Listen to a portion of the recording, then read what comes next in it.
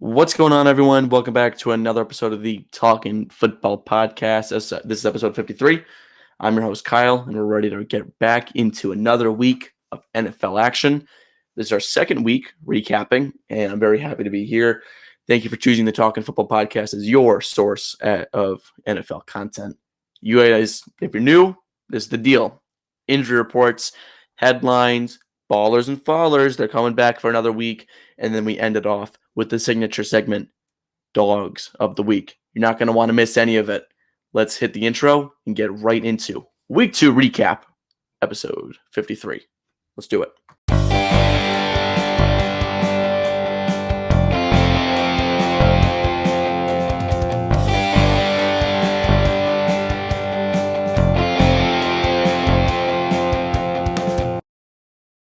Let's get right into the action. We're going to start off with injury report. And man, let me tell you something. Backup quarterbacks galore. So many are playing, and because we got a lot of injuries. And we'll start it off with the big one, the big dog here. Not talking about Roman Reigns either. Talking about Joe Burrow. For those of you who know, Joe Burrow suffered a turf toe injury, which, and no, that's super tricky. That's not fun. Turf toe is super hard to deal with. And I remember seeing the first report after he left the game with the Bengals against the Jaguars. I remember seeing that, and I was like, you know what? That is going to be really, really tough to come back from. Even if it's not super significant, that's really not easy to come back from. So how can he come back from this in a short amount of time? Answer is he can't. Joe Burrow is going to be out for around 3 months. He's getting surgery as expected, which means Jake the Snake Browning will be in for the Cincinnati Bengals. Now, if you guys remember, a couple years ago, when Joe Burrow suffered a finger injury, was it his wrist? It was his wrist. Remember that a couple years ago? Jake Browning stepped in, and he played pretty good football because that's what Jake Browning does. Jake the Snake, that's what he does. He plays good football. And when you're in that kind of system, regardless of the play calling, Bengal fans tell me if it's bad or not. I don't think it's that bad. Because at face value, as a Giants fan, it's hard for me to say, well, that play calling is really poor. Because our play calling is poor all the time. So any play calling that's not the Giants is better. We'll get to that in a little bit, though. We saw Jake the Snake was solid in a couple weeks that he played a couple years ago.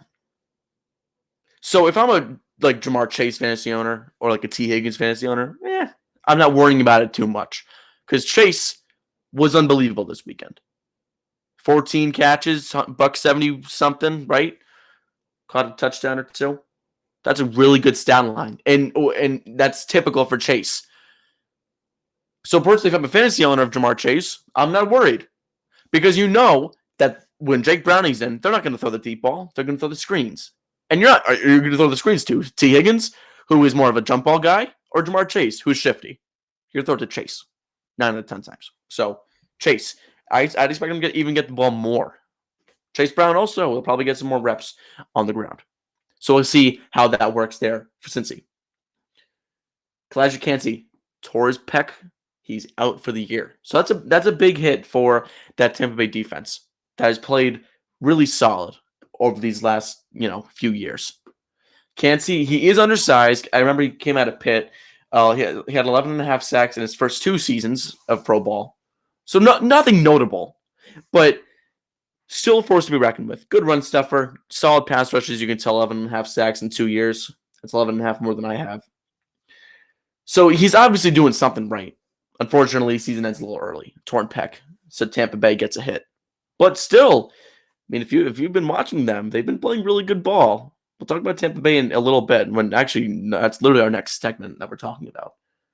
Another quarterback, J.J. McCarthy, ankle sprain. Big hit for the Vikes. He's going to be out for 2 to 4 weeks. Not an IR stance. He's not going to need one. Or not, he's not going to go on the injured reserve. That's not something that's going to happen here. So if you're first hearing this and you're like, oh, what did you know about that? Which, welcome. Then think about this. I don't think he's going to go to the IR. He's going to be out for 2 to 4 weeks. Ankle sprains are tricky. They really are. If it's new, it's usually going to take. If it's one of the first times it's happened, it's going to take a little bit longer. And given the Vikings, and especially KOC, they are incredibly conservative with injuries. If you're questionable, you're usually out. That's not the way it is for a lot of other teams. But they're very safe, which is never a bad thing. So I would expect J.J. McCarthy to be out for 3 to 4 weeks. That 2-week floor is very unreasonable, and it will not happen. So if you're saying, oh, McCarthy will be back in 2 weeks, you're wrong. Again, maybe I'm wrong, and maybe he'll be back in just a little bit, but I'm just saying at this point in time, I don't expect J.J. McCarthy to be back, okay, in 2 weeks. I'd expect maybe mid-October he'd be back by, at the very latest. Another quarterback, it's Jaden Daniels. Knee injury. He is likely out not on Saturday. That's college football. He's likely out on Sunday. I don't know much about this because I know I saw the update and it wasn't like, oh, breaking news. He's absolutely out. It's kind of conflicting. I've heard that it could keep him out. I heard that it might or that it will. I don't really know. I would say he's likely out on Sunday. I'd expect Marcus Mariota to make the start there. Luckily for them, if I'm not mistaken, I believe they're playing the Raiders. The Raiders, who stink. So it shouldn't hurt them that much. But then again, Daniels, I would expect him to be out on Sunday. If you're a fantasy owner, I know I'm not a big fantasy football guy, but if you're a fantasy owner, put him on your bench. Even if he starts. Those knee injuries are tricky, Jalen Johnson, big hit for Bears. Bears are going to be without their premier defensive player indefinitely. Don't have any updates on Jalen Johnson yet. Groin injury. He's out indefinitely. He kept him out on Monday Night Football to start the year. Kept him out this past week against the Lions.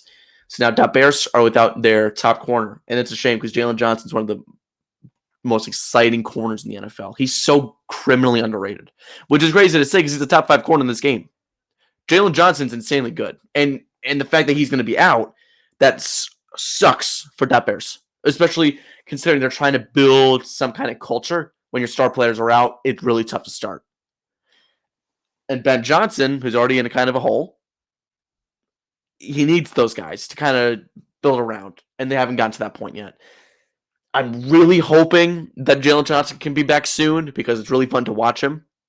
I mean, he holds Jefferson to like 2 for 27. He has that kind of ability. So I'm hoping he can be back sometime soon for Bears. Next up, Jaden Reed. Jaden Reed, wide receiver for the Green Bay Packers. He fractured his collarbone. You don't see that much. Collarbone injuries. That's not something you see. He's going to be out for 6 to 8 weeks. Packers placed him on the IR. So the Packers recently, they've done a lot of receiver by,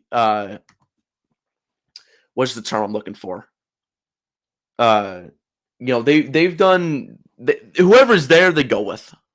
They don't really, or by committee. That's what I mean. They do wide receiver by committee. That's what I was looking for.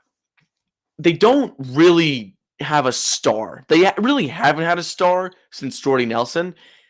And maybe I'm a casual. I didn't think he was like that. He was very good. Don't get me wrong. He was incredible. 100%. But if you look at the bigger picture, it's hard for me to say like, oh yeah, Jordy Nelson at his prime was like a top 5 receiver because I don't think he was. Top 10, 100%. I don't think that's a wild thing to say. But my point is, they've never really had guys who are like, oh yeah, he's an absolute threat. They really haven't. And they're trying, I think the big thing I really hate about the way the Packers do this, they try so hard to make guys who are not deadly. That's a recipe for disaster. And you all know it's just a little frustrating. And I'm not even a Packer fan. Because look, outside of Jaden Reed, who do they have? Golden. He's a blazer, man. He can fly. His ceiling is so incredibly high if they use him the right way. My comments earlier, I was talking about when they try to make that guys wide out ones that aren't. I mean, Christian Watson, he hasn't played at all this year. He's hurt all the time. You can't rely on him. His hands aren't that great. He makes one highlight reel catch a year, and they think he is the second coming of freaking Randy Moss. That's not even true. He's not that good. Now, if I lined up, opposite of him, he would toast me. That's not what I'm saying. I'm just saying he's hurt all the time, doesn't produce when he's on the field. So not having Jaden Reed is going to hurt here. But the Packers are the Packers, and their tight end group is great. So we'll see how they kind of work with this. Staying in the NFC North, we have Aaron Jones. A lot of NFC North injuries, actually. NFC North injuries. I didn't even realize that. McCarthy, Johnson, Reed, and now Aaron Jones. Hamstring injury. He's out for 4 weeks, at least 4 weeks. He's on the IR. Minnesota's coming off an ugly loss against the Falcons. Ugly. It was a very ugly loss. It was humiliating. If you can't say anything else, it's a home opener. You're winning the throwbacks, prime time. You have Collinsworth. JJ McCarthy. Okay, whatever. Aaron Jones is now hurt in what was one of the most boring primetime games I've watched in my entire life.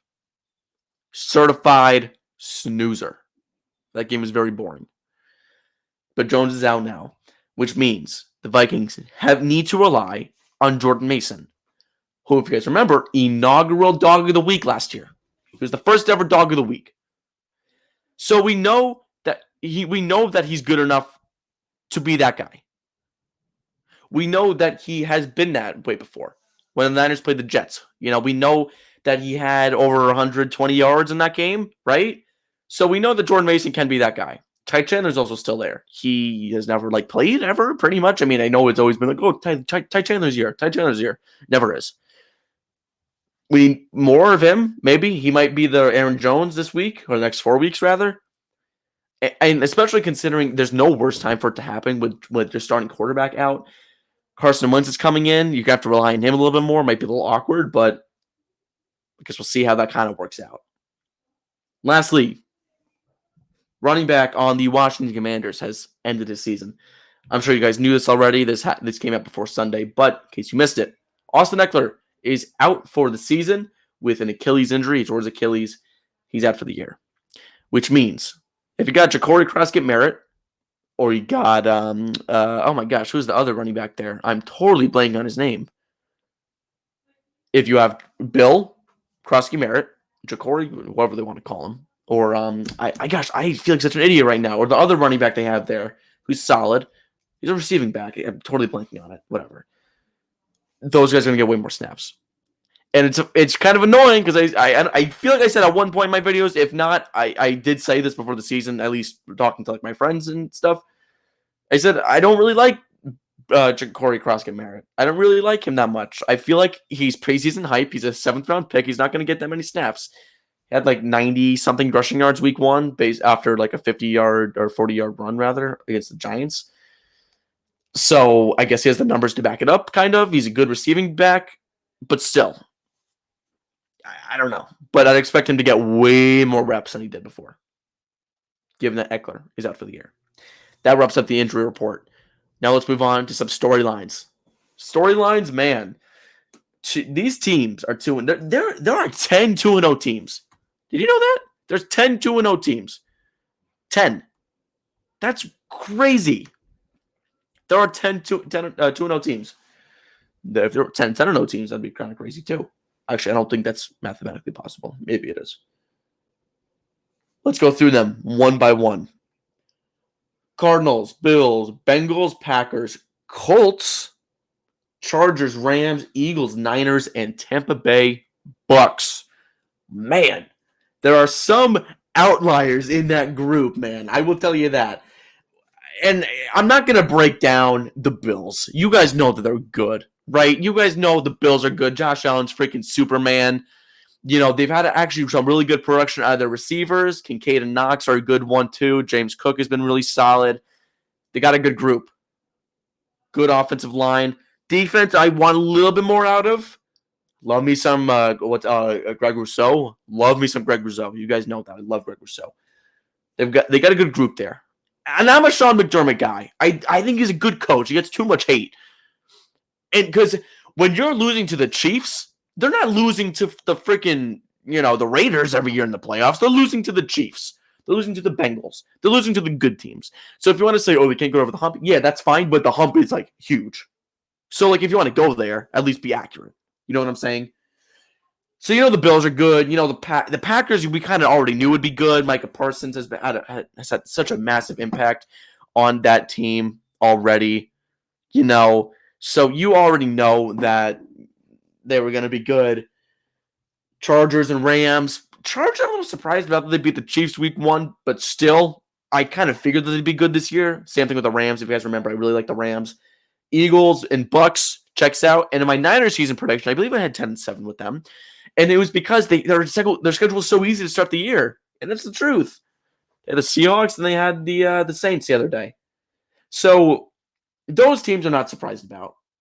I want to talk about Arizona a little bit. And I'm just saying, what I tell you, Arizona's got an easy start to their season. And yes, did they almost blow that lead on Sunday? 100%. But man, that looked pretty cool. That Arizona team looks pretty cool right now. You can't deny that. They look really, really solid right now. And I'm really excited to see what Jonathan Gannon and company are doing down there. Now, on that last drive where the Panthers are driving, down by 4, right? They're down by 4. It was 27-20 or 5 maybe? Yeah, 5 because they missed the 2-point conversion. That drive was really led by penalties. There are a lot of penalties. There was one PI. There's an illegal contact, one rough hit or late hit, whatever. And it just kind of came down to Bryce Young just scrambling backwards, not even being able to get a throw off. But still, Marvin Harrison looks good. You know, they got guys there. They really do. And I'm telling you, I think they have a week 8 bye. They could easily be 6-1 going into the bye. Now, I think they have 2 games. I think the Packers and the Colts, those are 2 games that they might not win. So 5-2. To make the playoffs, you need to win 5 more games. That's not, I mean, it's a hard thing to do. 5 wins is hard to do in the NFL, but it's doable for Arizona. And I still think they're going to be a playoff team. I still believe that. Let's talk about the Colts afterwards. What was the other team I want to talk about? Cincinnati? I mean, I guess in retrospect, they had a really easy start to their year. I'm not a big Bengals guy this year, especially considering that Burrow's out for 3 months, which is basically like the end of the season. He's going to be back maybe like week 17, if they're even in that spot yet. If he's not, then I wouldn't expect him to play. But I don't know if they're good or not. Are they good? Are they kind of not good? It's kind of hard to tell. I know one thing. It's that their defense sucks. Their defense is terrible. So, and I'll talk about this second part here after.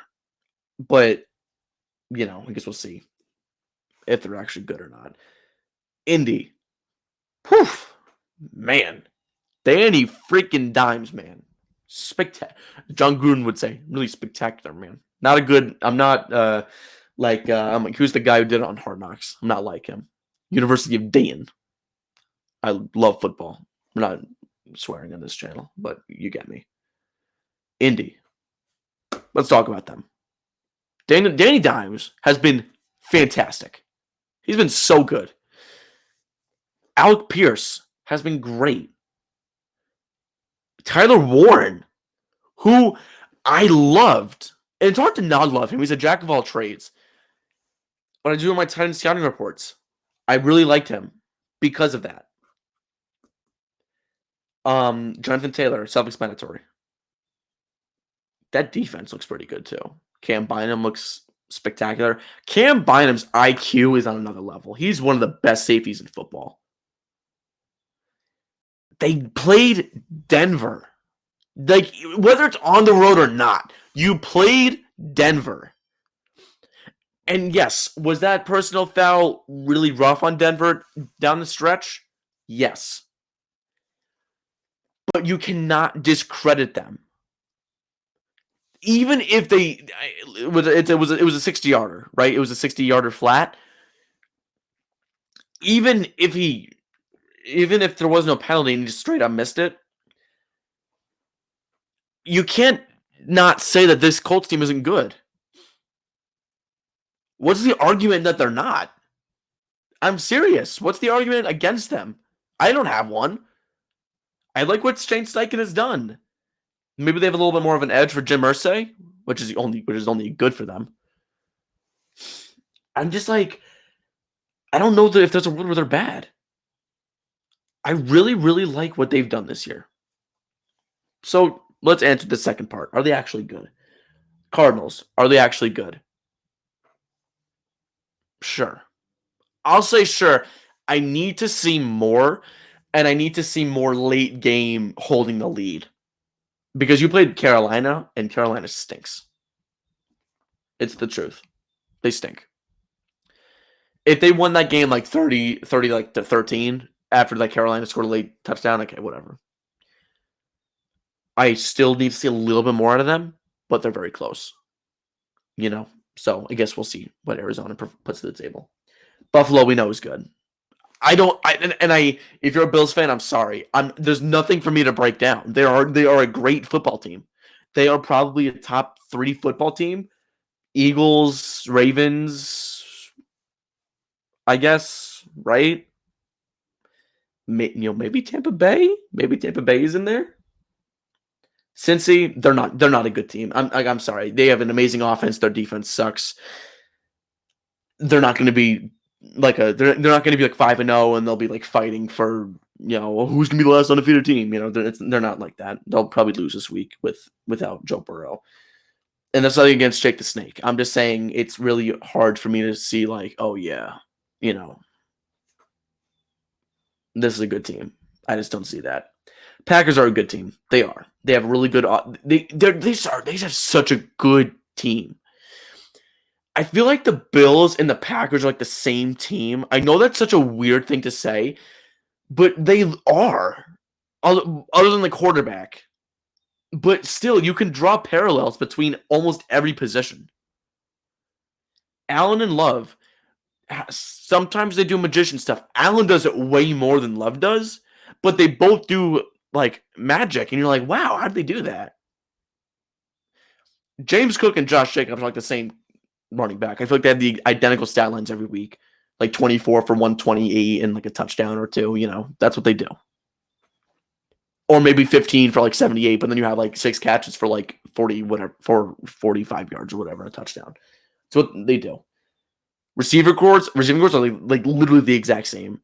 Young, inexperienced, raw, high ceiling, could produce a lot, can also be duds every week. The tight end room. You're seeing how they're kind of similar. Musgrave, right? Not Musgrave, yeah, Musgrave. And Luke Musgrave and Tucker Kraft.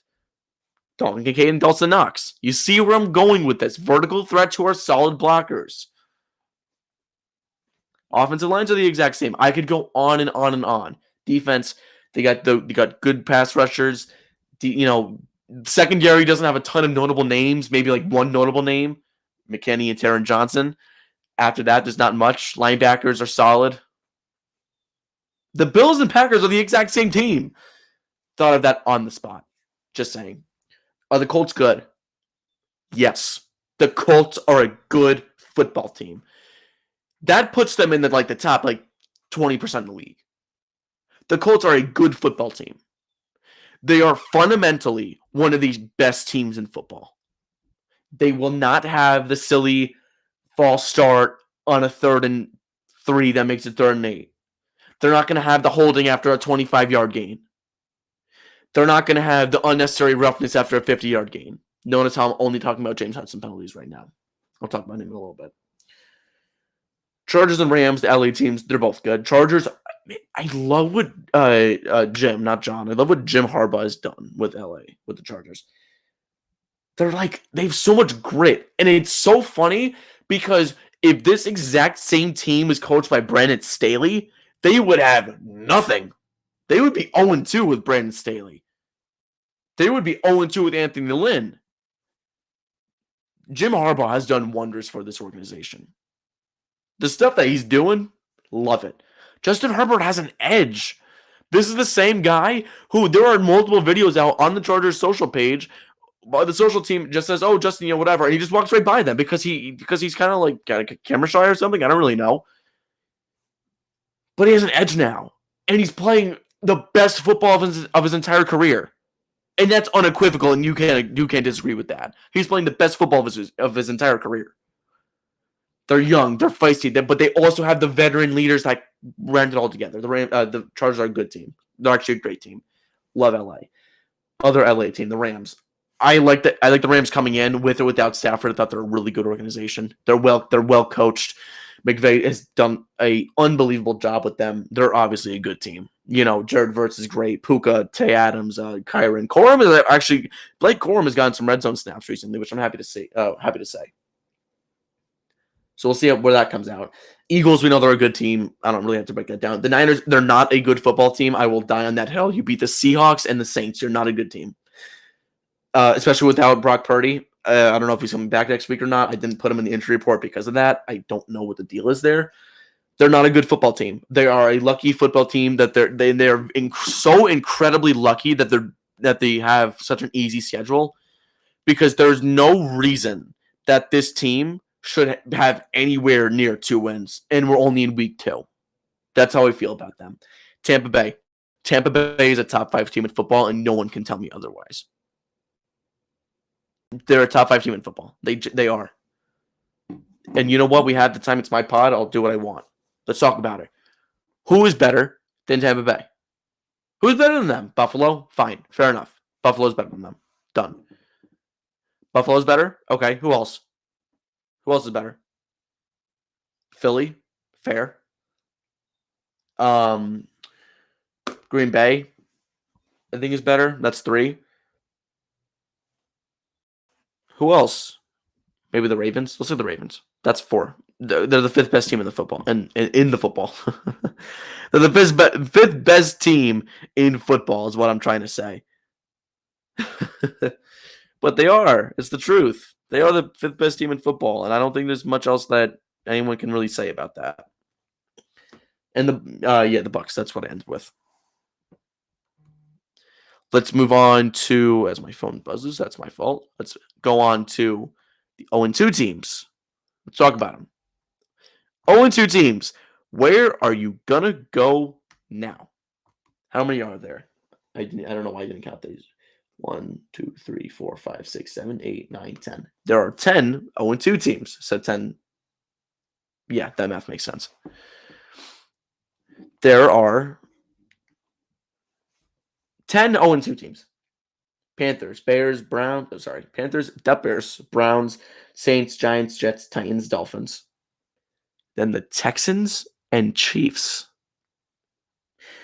That where to now is directed to those 2 teams. And as much as I hate to say it, Houston sucks. They are not a good team. And I hate to say it because that defense, man, it is so good. That defense, I watched that Monday night game. Man, Hunter and Anderson, filthy. Just pure filth, man. Stingley, Petrie, that defense, he's unreal. Henry Tuo, Alshire, good team. That offensive line is the most putrid thing I've ever seen. One of them, actually. I've seen more putrid things. One of them. CJ Stroud drops back. In a second, he's sacked. That is so unsustainable, especially for a young quarterback. And not to be funny, if he doesn't have a realistic way to scramble, he gets happy feet. He gets antsy. I saw it at Ohio State, and as much as I love CJ Stroud with all my heart, since I'm a Buckeye fan, it's hard for me to say, like, yeah, it's just tough because he makes those silly decisions.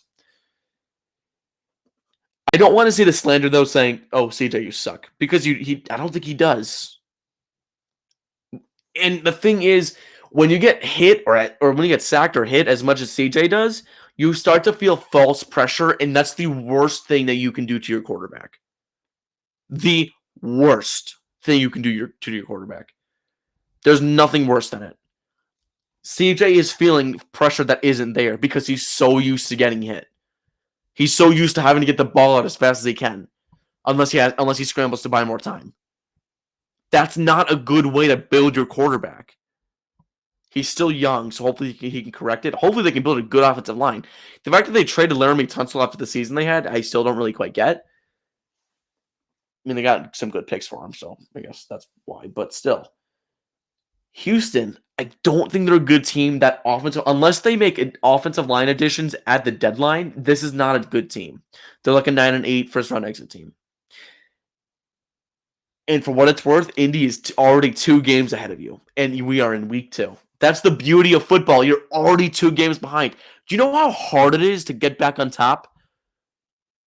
Just by sweeping them. Let's say we're in week 5 and Indy wins one more game, and Houston, let's just say Houston swept the Colts. You have 2 wins over them. Okay, yeah, you should be on top. No, you're not. And let's say Houston lost another game. You're 2-3. They're 3-2. They still have one more than you, even though you beat them twice. It's a really hard mountain to climb. I think Scott Hansen said on Red Zone 0-2 teams have like a 7% chance of making the playoffs or something like that. If anything, it's lower. I think only 3 Super Bowl teams have won or have gone 0-2. The most recent one being the 07 Giants. It's not looking good for Houston. Speaking of you not looking good. Kansas City. Yuck. They're through 2 weeks against 2 excellent teams, and they've lost both games because they look deeply flawed. Now, they're lucky. I don't know if the NFL did this on purpose. They probably did. They probably gave the Chargers, they probably called up the Hunt family, said, okay, we want to make this super easy for you guys. We're going to give you guys 2 really, really hard games to start the year, kind of correct some things, and then if you guys aren't correcting them, then we'll throw the flags for you and we'll get it done. And of course, then they have the poor Giants on Sunday night this week. Home opener for New York. Now we'll give you the Chiefs. Really? Give them the Panthers. Give them the Raiders. That's a division opponent.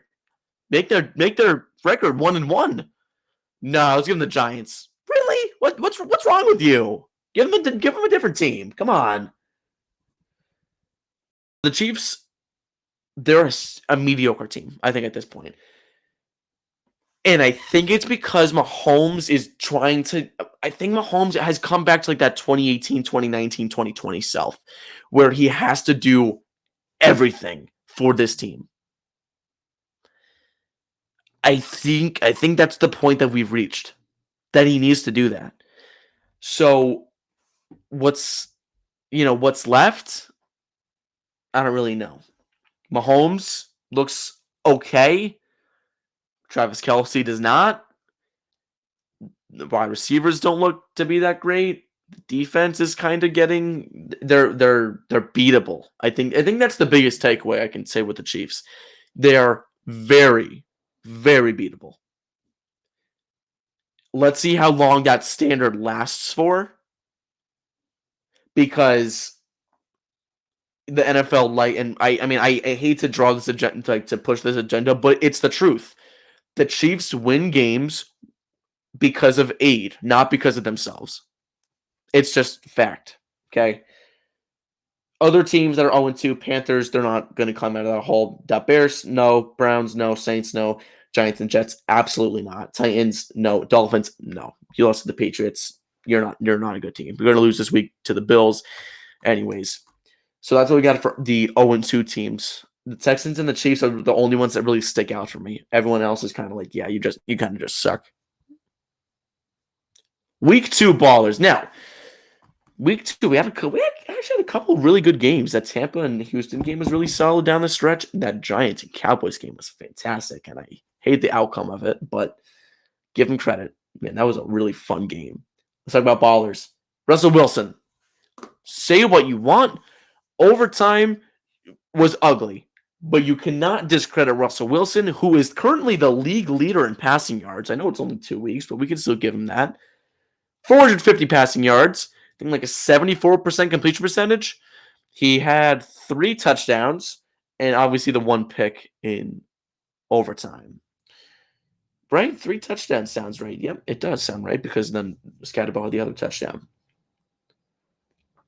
Russ looked really good. He was slinging it. He looked like 2014, 2015 Russ. You know what I'm saying? He looked really good. He finally looked like, man, I still got it. And I think that's so huge, because you're going into a game against you're going up against the Chiefs. So what's next? Can you continue to build on this? If you see the Giants go deep again, as much as they did against Dallas, they probably won't because Spags is much better at containing that kind of stuff. Eberflus's defense looked very chopped, but if we can see Russell Wilson keep doing that, I think we will be in pretty good shape. We meaning the Giants, because I'm a Giants fan.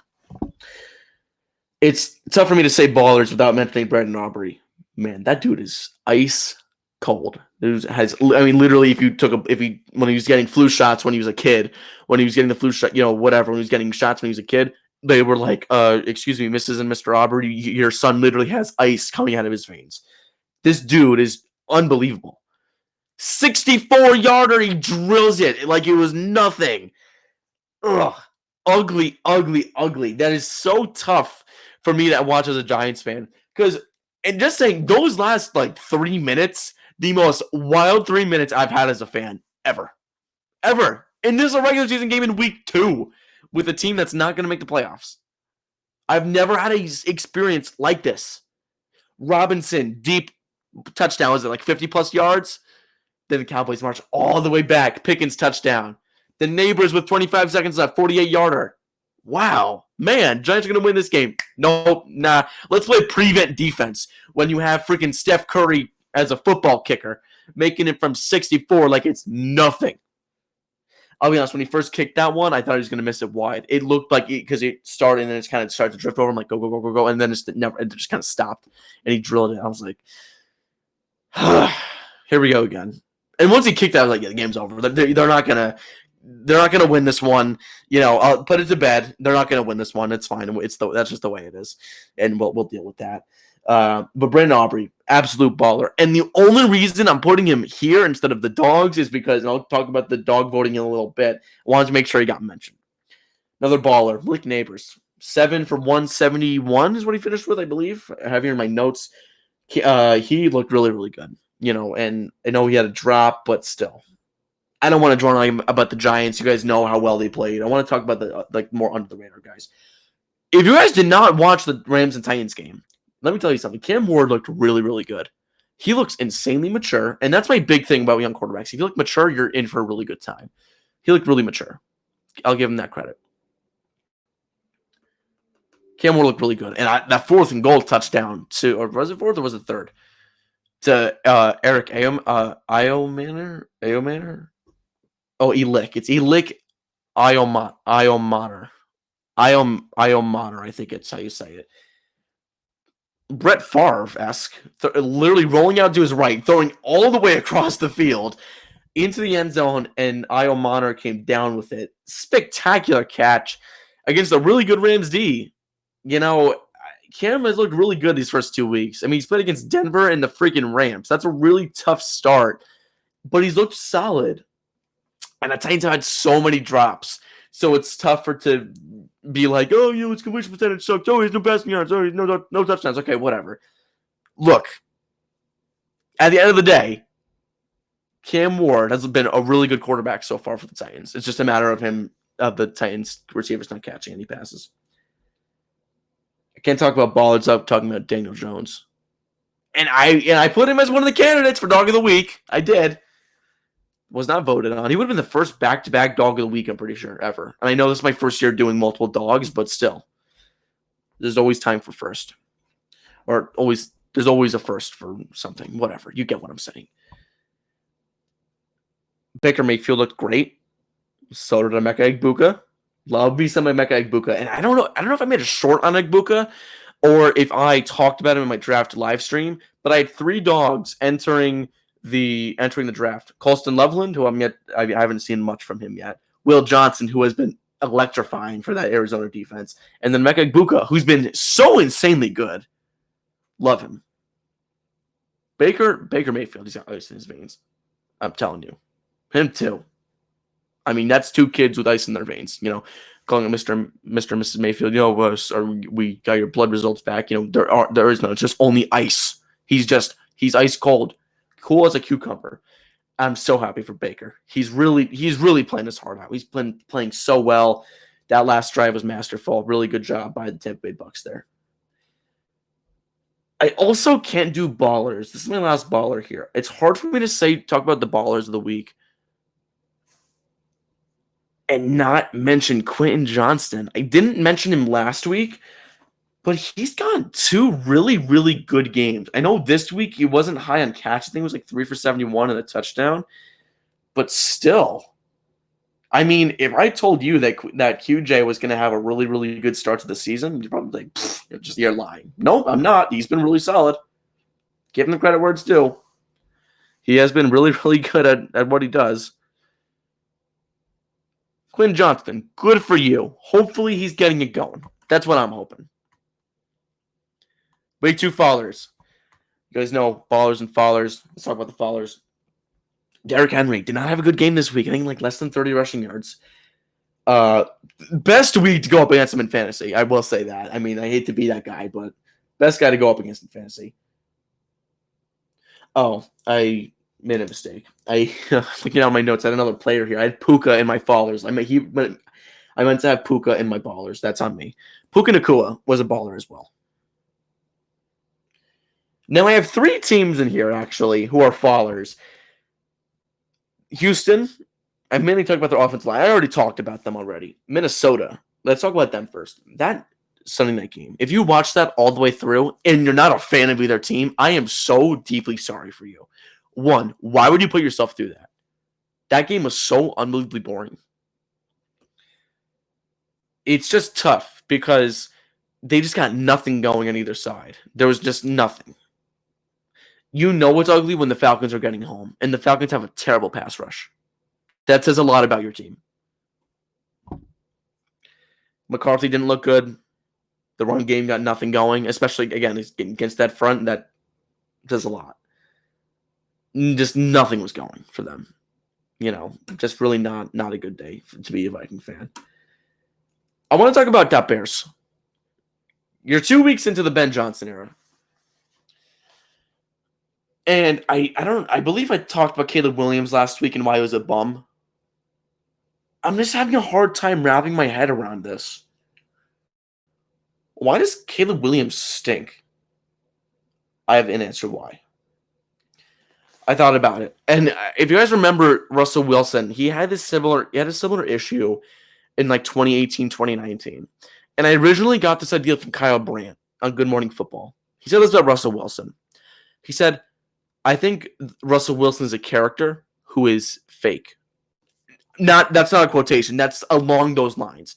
He said, I think that Russell Wilson is a character made for the media, or he basically said something along those lines. I think that he thought that he was kind of being a faker, only made for the media. He was kind of playing that way. I feel the exact same way about Caleb Williams. Caleb Williams, almost like a wrestler, when he runs out onto the field, it's like he switches his personality. He becomes a totally different person.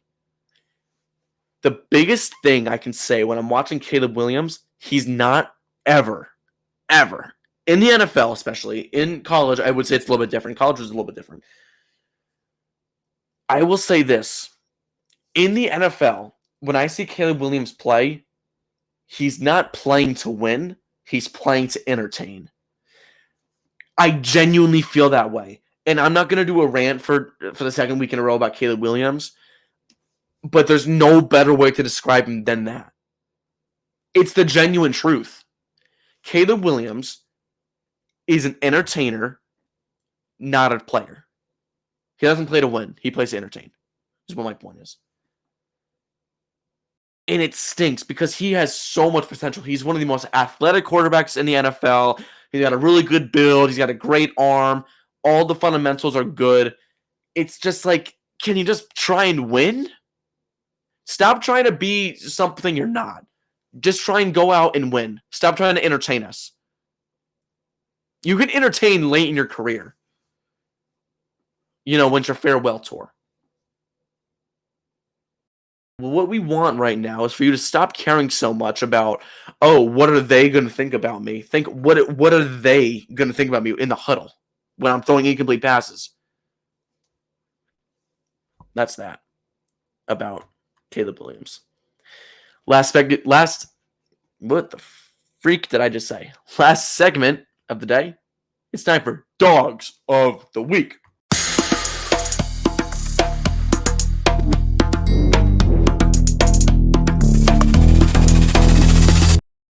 It's time for Dogs of the Week presented by no one. We'll get there. Dogs of the Week presented by Talkin Football. Let's say that. Dogs of the Week with a brand new intro. We're kind of revamping the podcast a little bit because that's what makes the show fun and engaging. So I'll say this. I did a new style of voting. Usually I do like a fill in the blank kind of voting. I realized it doesn't really work because how many players are going to get repeated? So what I did was I went through every single game and I was like, he played well. And I came up with a list of 12 players. And I realized, my mistake, I realized that when I was doing it, I put 3 different slides. I put 3 different Giants on 3 different slides. That's my fault. And I'll take the blame for that. And because I realized that there's so many Giants fans voting, this is not a Giants podcast. I want to talk about the football. I want to talk about football, not just the Giants. So I figured I would do the second most voted for everything. Well, except for one. One of them I stuck with him because I felt like he was deserving of it. I think this is a good compromise because you guys are not here to watch me talk about the Giants. And the reason I did this, you'll see when I do the top dog. But let's start with dog of the week number 1, Tucker Kraft, man. We were talking about the Packers tight ends earlier, but Tucker Kraft really played a really good game. This dude has been such a reliable target for Jordan Love. Let's take a look at his stats. Tucker Kraft, in his week 2 game, had 6 catches for 124 yards and a touchdown on 7 targets. That's pretty good stuff there, man. That's pretty spectacular, man.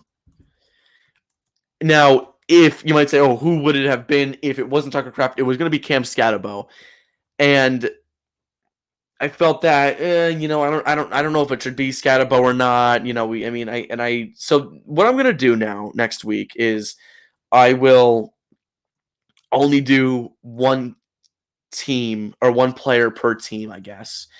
Or what I'll do is if there's multiple players per team, like there has to be more than one player per team, then I'll do like a combined thing where like they're all on one slide. So there's like a crazy game where there's like 45-42 shootout and like all the other games are like 7-3, then yeah, sure. I'll put a majority of those players on that. But Tucker Kraft, he's getting open and he's playing well. And he's always been really good with the Packers. This dude has been such a reliable target. And not only that, he's a great run blocker too, setting up lanes for Josh Jacobs. I'll be honest, I didn't watch a ton of Thursday Night Football, but there's one thing I did hear. I heard it was how much of a dog Tucker Kraft was. So dog of the week, number 1, goes to Tucker Kraft. Dog of the week, number 2. This is going to go to a Giant defensive back. Drew Phillips, Giants corner, who is going up against CeeDee Lamb for a majority of the game. 8 tackles, 1 pick. I don't know how many yards he gave up. Regardless of that, I will say he gave up yards. He did. Okay, it's just what happened. He did. There were passes that got by him. He got burnt a couple times. But you cannot take away how good he played. He was making open field tackles. He got that lunging pick. He played a really good game. And yeah, CeeDee Lamb had a great game too. And I know Drew Phillips was on him for the majority of the game. I know there were times where they put someone else on Lamb. But Drew Phillips, very deserving of a dog of the week mention. 8 tackles, 1 pick, couple passes broken up. Well done, Drew Phillips, second dog of the week. Third, dog of the week number 3. And this is our second positional one. And I think what we're going to do is we're going to continue to do this. I think I'm going to do 1 dog per week where it's like a positional group. Well, think about it. That's not set in stone. But if there's a dog, do a positional group, no further than the Falcons' run game. They were pounding the rock like the Vikings' defensive line owed them money. And I know for a fact that Bijan had north of 120. Bijan was Unreal. Bijan played really well. 143, actually. 22 for 143. They had 218 rushing yards. Man. Bijan finished with 22 for 143. That's 6.5 a carry. Keep in mind, I kind of knew this was going to be a dog of the week right after the first drive. I saw Bijan got like 2 20-yard runs. I'm like, oh, they're going to just dominate this entire game. Not only that, Tyler Algier, the backup, got 16 for 76. That's 4.8 yards per carry. That's and plus a touchdown, if I didn't mention that. Holy smokes. Talk about a game. Falcons run game gives them dog of the week stamp. It is now time for the top dog. It's another Giant, and I hate stacking Giants, but I knew right after week one, or not right after week one, right after the 1 o'clock window, there was no way I couldn't give it to him. Because he is the ultimate definition of being a dog. If you guys are not familiar with him, know the name. Top dog for week 2 goes to New York Giants wide receiver Wan'Dale Robinson. Wan'Dale's my favorite Giant. Okay, he's been my favorite Giant for a while. I love me some Wan'Dale Robinson. Wan'Dale finished with 8 for 142 and a touchdown. Man, I don't want to go too deep into it, but Wan'Dale Robinson, if you guys don't know who he is, he's 5'8", 5'7", 5'8". One of the shorter receivers. I remember when he got drafted, when I was doing mock drafts for the Giants, I was like, oh yeah, maybe a 4th, 5th round guy. I'd love to get some Wan'Dale Robinson in there. And they drafted him in the 2nd round. I was like, oh, okay, that's a little bit of a reach, but good player. Now we're here. And he has always been used in an underneath screen route kind of guy. You can bank 5 for 39 every single week. That's why I like having him in fantasy. I drafted him with my last pick last 2 years. I like me some Wan'Dale Robinson because he will get you those, if a player's on a bye week, he can get you like 9 to 10 points. That's what he can do. And that might just be enough to win. This week, he got 28.2 points. Man, oof. On another level, Wan'Dale Robinson. Give him the credit where it's due. They finally used him as a deep threat. He had a 50-yard catch, 5-0, that it got called back by 15 yards because of a stupid personal foul. That was the dumbest thing I've ever seen. And like, the dumbest thing, it was a bad call. It was absolutely the right call. It was just a stupid call, but it was a stupid play by James Hudson.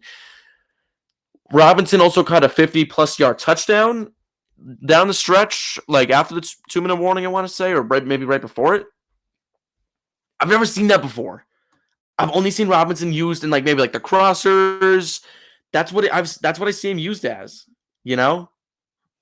So the fact that they were using him in that kind of way says a lot to me. It does. The fact that they were willing to do that shows a lot. Hopefully we can see some more out of the top dog, Wan'Dale Robinson.